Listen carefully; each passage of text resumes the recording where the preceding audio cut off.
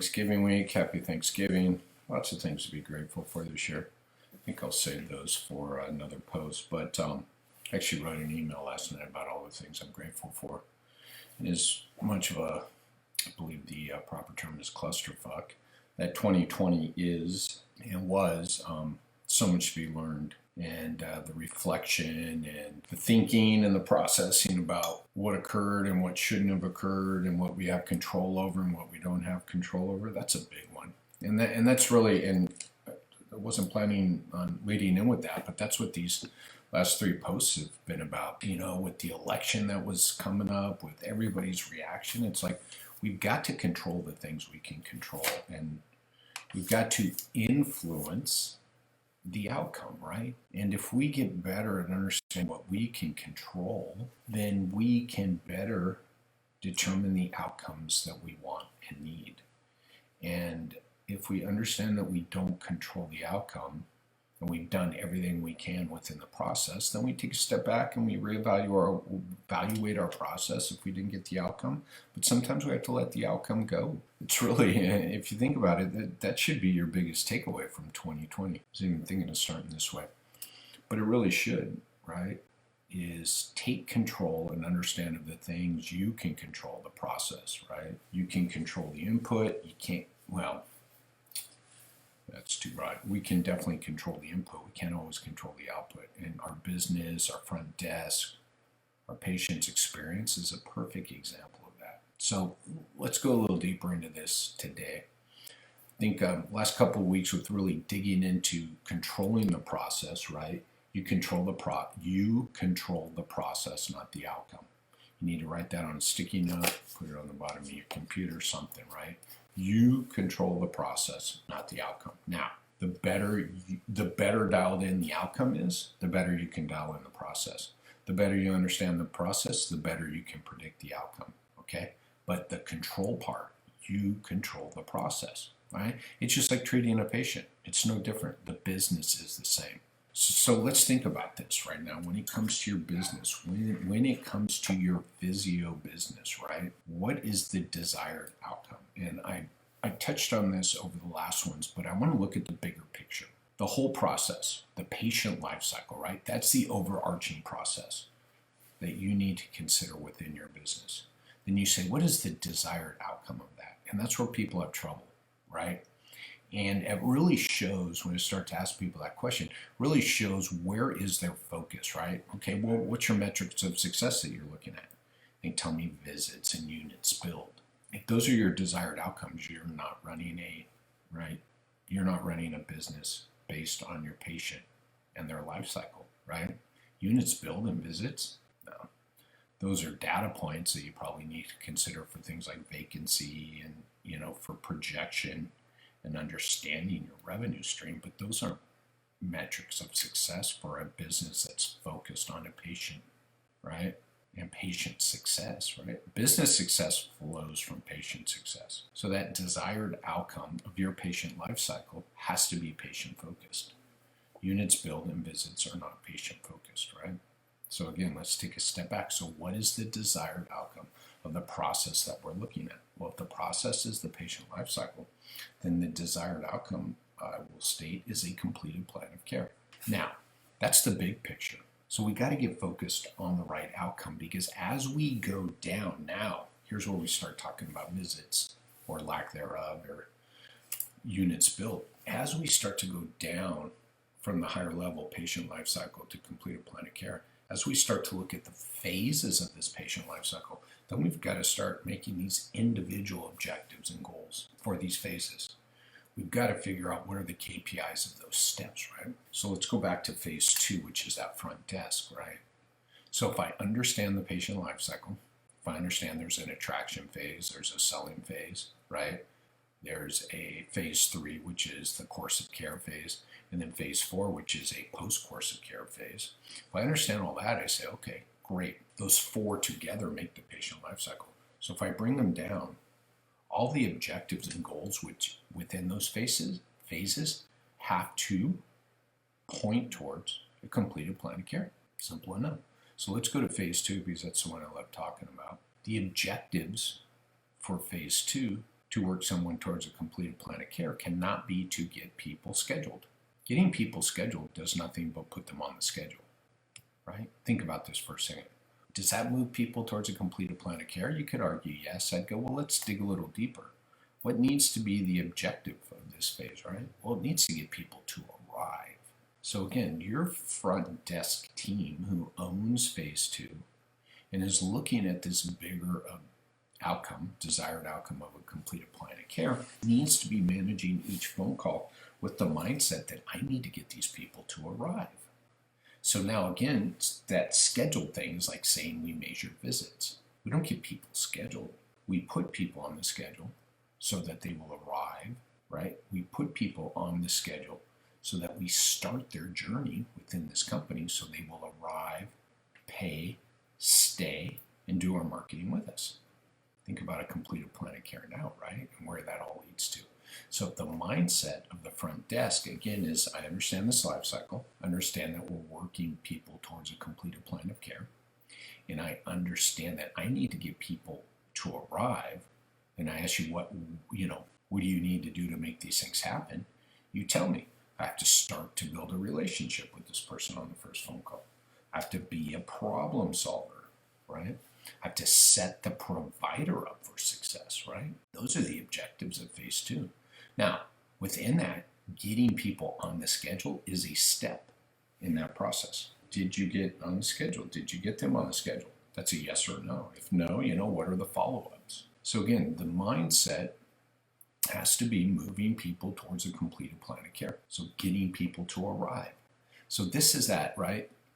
If I want to predict the outcome, which is a completed plan of care, then I know the better people are prepared to arrive, the better the front desk builds a relationship with them before they arrive, the better the front desk helps them problem solve out why they called us, then I can start to predict that the likelihood of a completed plan of care increases.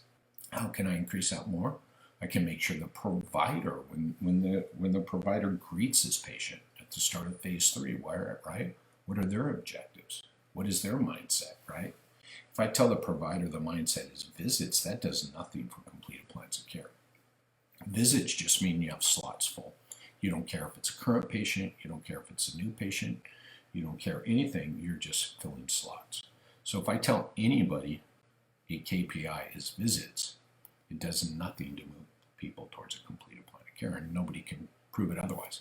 As someone who used visits as a KPI for 10 years in their business, that pushes nothing towards a completed plan of care.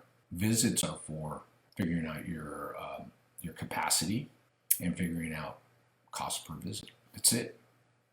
That's all visits are for. I want to be able to do the math and say, right, I've got 5 providers and I need 15 new patients for them. Well, how many visits is that? No, that's 15 patients, moving 15 patients towards a completed plan of care. We'll keep everybody busy. We'll keep everybody happy. We'll keep the business running well. We'll keep the patients happy. We'll keep my staff happy. We'll keep money in the bank, right? We'll keep everything where it needs to be. So this outcome, this desired outcome we're moving towards in our physio business is a completed plan of care. And by the way, depending on your practice, a completed plan of care may be a lot longer or a lot shorter. Again, that's fine. Determine what that looks like for you. Right? So when we get people in and we complete a plan of care and they're discharged and they're happy and they've reached all their goals and you check all those boxes, we have 5 visits, we have 8 visits, we have 10 visits, right? Maybe it's more of a clinic that sees people ongoing. Maybe they treat more chronic conditions. You're going to have to do the work there to determine what a completed plan of care looks like, right? And figure out the averages and things like that so that you can start to determine how many new patients providers need a month so you can predict other business outcomes. But the big desired outcome that the business is moving towards, that everybody is told about before they take their job, they see it on their job posting, is completed plans of care. I'm not hiring front desk people to support the staff. I'm not hiring front desk people to be paper pushers and taskmasters. I'm hiring front desk people to play a role in patients moving through the business, creating happy patients, and helping people get better. And that's how my front desk job write-up reads. Find me another front desk write-up for a healthcare office that reads like that. It doesn't talk about tasks. It doesn't talk about collecting co-pays, right? That's going to be, again, we get down in the weeds, that's shit they're going to do, but only after they understand that this is all about a completed plan of care and happy patients and doing what we need to do within our daily tasks to move people towards a completed plan of care. So that is the desired outcome we're moving towards.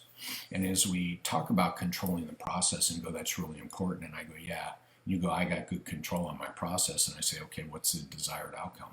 Right? And you can't tell me that, then your process can't be dialed in and good unless we know the desired outcome, right? And I did this work a while back because I was starting to build out the process and I was doing little spots of it. And this is what you do, right? You've got parts of the process put together, but you really don't know what that desired outcome is. So when it comes to cancels, who do you yell at? When it comes to drop-offs, who do you yell at? I've talked to all kinds of people. Some people yell at their front desk for cancels and drop-offs. Some yell at their providers. That means you don't understand the process.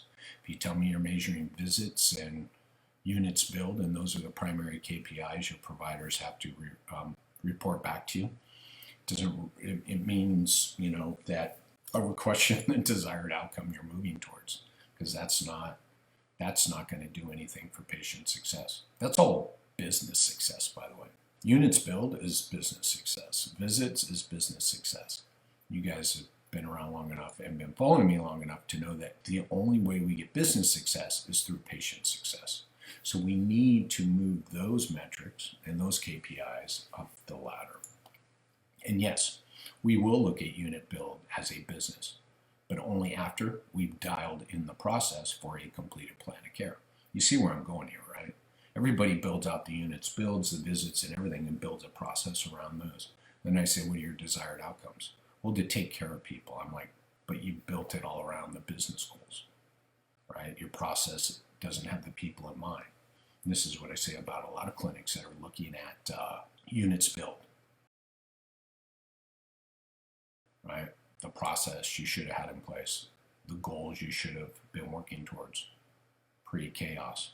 And then when the chaos hit, we just took a slight detour instead of trying to rebuild the business around it. And these are the people I'm talking to. They're so caught up in the chaos that they've lost track of even the foundational work, if there was any. And now they're trying to create stuff for the chaos. So, well, hopefully, Haley, once I save it, it'll stop cutting out. I saw that. So it's probably has nothing to do with the 300 tabs I have open, but we'll fix that later. But so that's where we are. So I appreciate you guys coming. I want to keep these shorter. You guys take a watch through this. Let me know your thoughts. Let me know your questions. Yet make sure that that process and those desired outcomes are focused on the right things. If you focus them on billing, then you're a billing company. If you focus them on visits, then you're a visit company. If you focus them on the patient and those metrics that matter, that show that the metrics that matter to them, because right, a completed plan of care is a lot of things. Hi, Sandy. Then you will set yourself up for success, and it won't matter if there's chaos or not. So, all right. Thank you, everybody. Sorry about the crappy connection. That's me, probably in my frickin' tabs. One of the things I'm going to be getting in 2021 is a new computer. So I appreciate all coming, and I'll see you next week. Cheers.